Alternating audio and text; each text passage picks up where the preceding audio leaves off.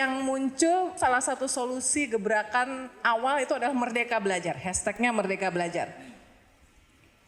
Saya selama 5 bulan ke belakang, 3 bulan di kementerian dan 2 bulan sebelumnya itu melakukan berbagai macam research, berbicara dengan semua pakar-pakar, bicara sama guru, kepala sekolah, mahasiswa dan lain-lain. Dan hal yang saya temukan itu sesuatu yang sangat berbeda dari persepsi saya. Bahwa sebenarnya dulu saya kira itu pendidikan itu seperti suatu sistem manajemen yang bisa dikasih insentif sama disinsentif. Lalu kalau kita ada metrik-metrik yang jelas dan kita menginsentifise metrik-metrik itu, secara otomatis itu akan menimbulkan sistem pendidikan yang baik. Tadi saya kira gitu, kayak very managerial approach gitu. Bahwa ini kayak apa, kayak pabrik bisa lah, kayak call center agent, kayak Gojek gitu. Tapi enggak, ini salah karena produknya ini bukan suatu app, produknya ini bukan suatu layanan, produknya itu adalah manusia. Jadi tingkat kompleksitas yang luar biasa tingginya dari pembentukan suatu manusia itu nggak bisa menggunakan approach yang sama seperti di private sector atau di apa. Tapi satu hal yang saya sadari adalah apa ciri-ciri sekolah-sekolah yang terbaik. Dan banyak sekolah-sekolah baik di Indonesia, cuman kita nggak pernah, jarang dengar gitu. Termasuk di daerah ya? Ya, tapi mereka biasanya agak bandel-bandel nemuin sistem prosesnya sendiri, berinovasi sendiri gitu.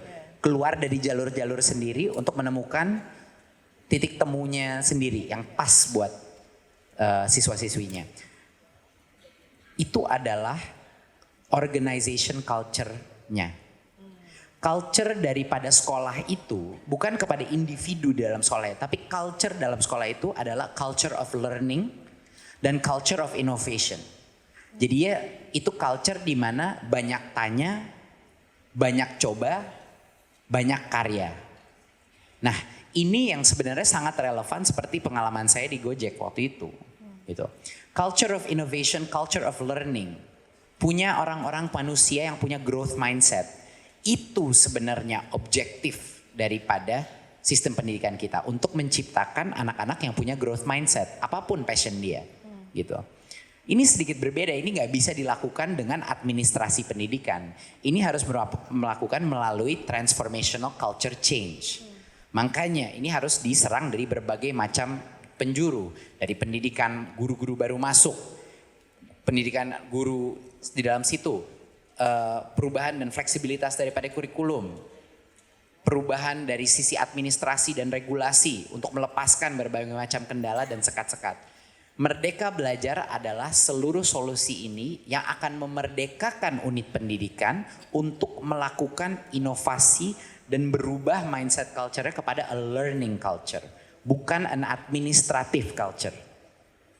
Jadi yang lebih sering terjadi sekarang adalah administrasi pendidikan, bukan pembelajaran. Pembelajaran itu hanya bisa terjadi kalau ada psychological safety dalam sekolah itu. Mereka berani gagal, mencoba hal-hal yang baru. Kalau students itu bukan hanya pasif konsumtif daripada pendidikan, tapi mereka berpartisipasi di dalam pendidikan tersebut. Kalau tidak ada rigiditas atau tumpuk birokrasi dan administrasi yang harus dilakukan guru yang mendistract dia daripada melakukan core functionnya, yaitu mengajar dan berinteraksi dengan murid. Jadi Merdeka Belajar adalah satu kata kunci yang menjadikan call to action untuk masyarakat. Untuk para guru, kepala sekolah, orang tua, company semua, agar kita meredefinisi apa itu culture yang tepat, culture yang merdeka di dalam unit pendidikan.